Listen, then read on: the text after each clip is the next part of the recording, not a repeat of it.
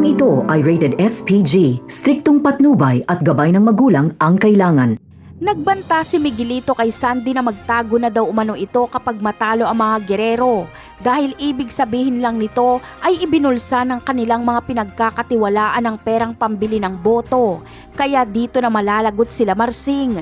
Isa sila sa sisisihin sa pagkatalo ng mga gerero dahil mapag-aalaman ng mga gerero na tagi-1,000 lang ang pinamigay nila Marsing at hindi pa binigyan ang lahat ng nasa listahan. Samantala, uutusan naman ni Lucio si Teban at Kidlat para magbigay ng pera sa mga magulang ni Edwin bilang pakikiramay.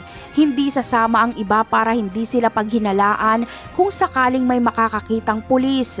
Kaya sa pagtatanong ni Marsing kila Kidlat kung sino ang pumatay kay Edwin ay proprotektahan nila Kidlat si Santino kaya hindi sila sasagot. Ngunit sasabihin ni Marsing na alam niyang si Tanggol ang pumatay kay Edwin kaya sasang-ayon na lang sila Kidlat na si Tanggol nga.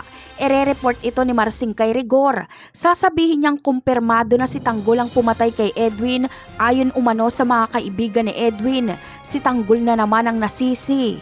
Sa mga susunod na eksena naman ay maririnig ni Rigor na pinag-uusapan ni Santino at Erica ang pagpaslang ni Santino kay Edwin.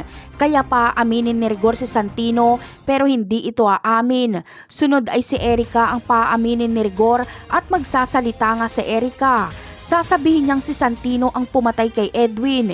Iniisip ni Erica na proprotektahan ni Rigor si Santino dahil anak niya ito.